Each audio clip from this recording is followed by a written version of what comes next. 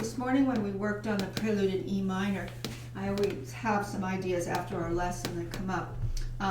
The upbeat to the downbeat is interesting because you have this little springboard figure, the dotted 8th, 16th figure, leading to a downbeat longer note. And what I think of right away is that the arrival note, in which the springboard dotted 8th, 16th is going, has to be played differently than the B right before it. The B right before it is a very fast note, and the landing note is like you're drawing a bow on a string. You would go delay the bow and draw a long note. Therefore, you have to approach that first beat a little differently than what came before. We talked about that where you have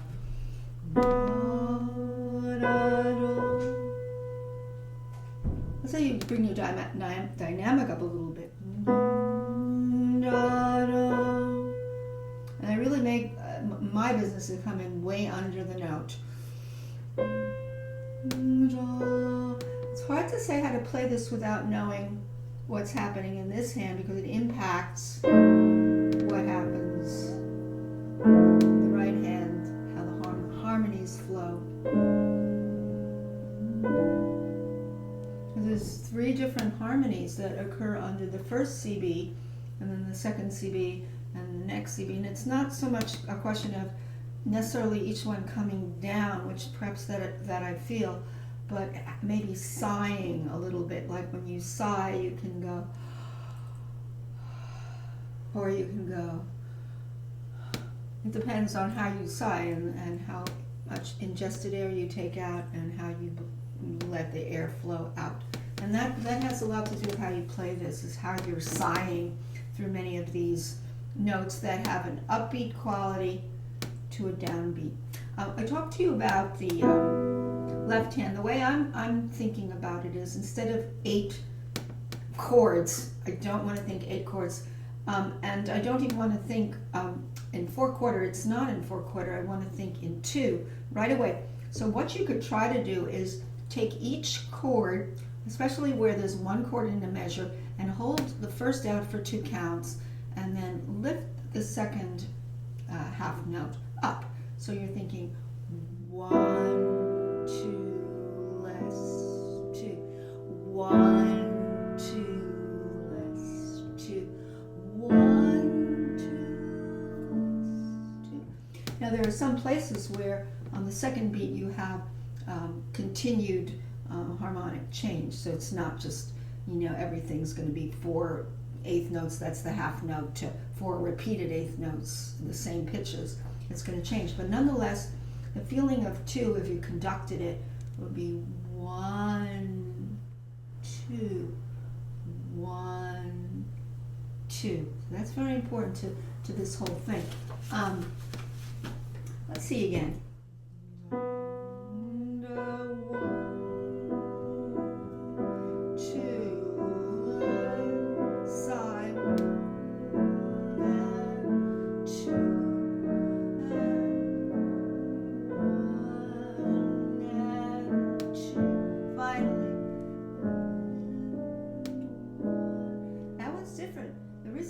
Different is because he shifted the harmony on the second part of the measure into dividing the second part into 2. And then we were talking about tempo rubato. Well, already we've done the tempo rubato because we've delayed that last one when we went.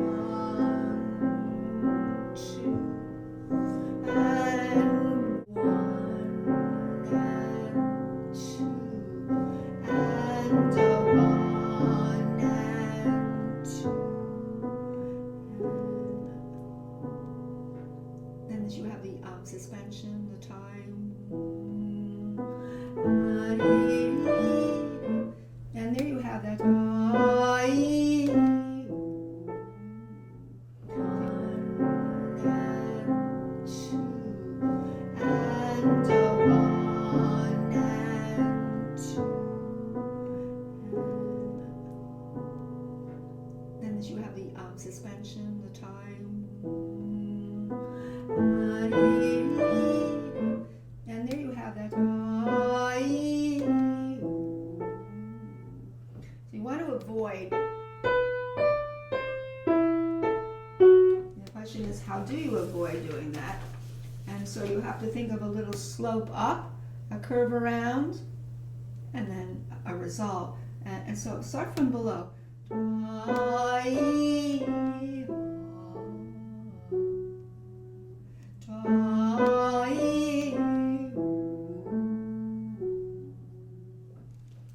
And so you have to think of a little slope up, a curve around, and then a resolve. And so start from below.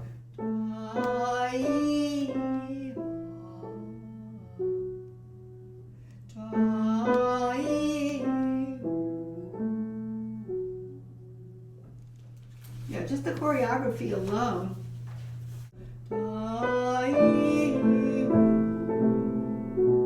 This is one place where, because there's so much activity in the melody, suddenly the melody isn't slow, it's the same notes going back and forth. We can actually decide what decision you're going to make about shaping it.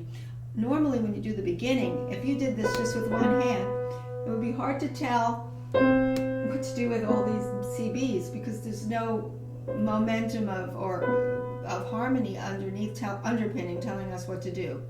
The harmony is telling us what to do. We know that.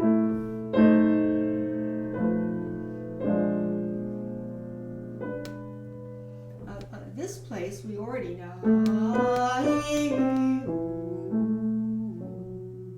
And now we're back to the sign. Now a little variation. And then, like we'd say, this is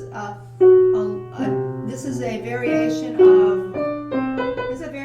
of this. Now he lets it go to D.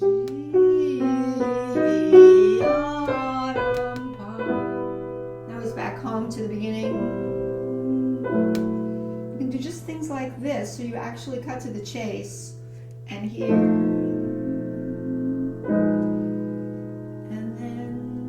We expect what was before, but now we go toward a climax, right? Now what is this from? What is this from? It actually comes from this. That whole idea is extended with the everything has to have a strand. It comes from something else in the composition. Usually, that's what makes the composition so beautiful, is the tie-in of something, especially a small piece like this. And there was something tied in from something that came before. And now as I look at it, I see, and here I see, right? And you could do inversions too of what it is. But actually, it's pretty clear that the shape of comes back. So that's important because you tie it in, and when you're playing it, it means something to the listener that makes something familiar to his ear that he heard before, and this time, and developing to a high level of dynamics. Now, when you got back to this, when you did your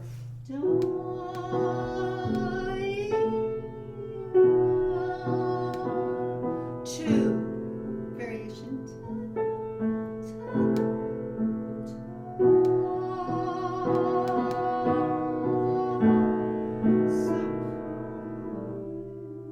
Of course, that's a surprise because you think you're going to the tonic, right? Which is the cliche. But then this is the delay. I call it a delayed deceptive cadence. It's a delayed cadence, so that you have.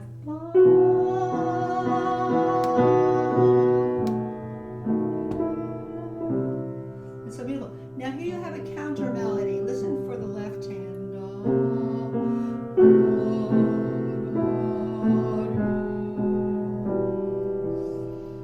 Now you have two things happening here, right? The two things that are happening is the right hand harkens back to this motion of the upstairs neighbor motion in back. Remember how many times we heard that? Or how many times we heard that before? Now we're hearing the same stepwise motion. Now that was a minor second, half step. Now we're hearing the same thing, except whole step. Transposed, right? Transposed. Did you have to do something different. And so you're listening to that and how you're sighing.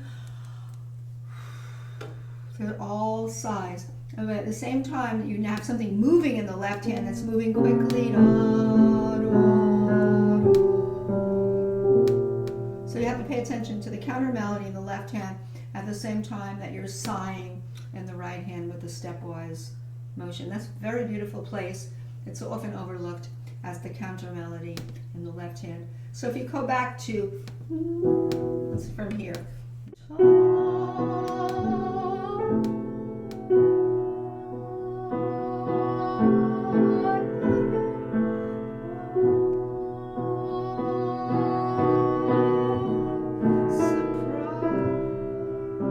Melody left hand, and right hand.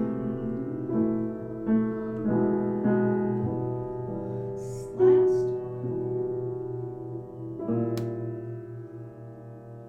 Now pick up, hang that E.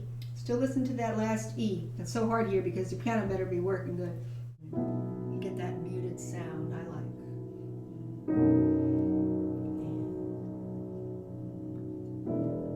Now see my versing's right. He told me I took it too slow at the end. And there was no reason for me to slow it up. So let's assume I think he's correct on that.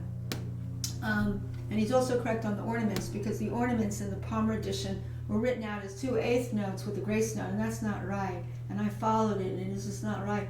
The ornaments, as we know now, are this.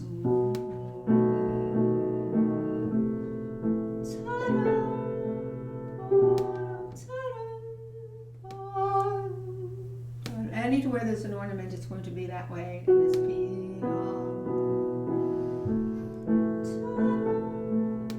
Notice how I delay this, because it's the only way I'm going to get a full dotted half plus a tie. It's not going to sound like you do it on a violin, where you can really draw that bow and get that pure, full dotted half note without entering it too fast. I don't know what note value it is. It sounds like a quarter note. So pianists have to be very sensitive to how they enter notes, because it makes a huge difference to the ear what the note value and the color of the note is. And use the word color.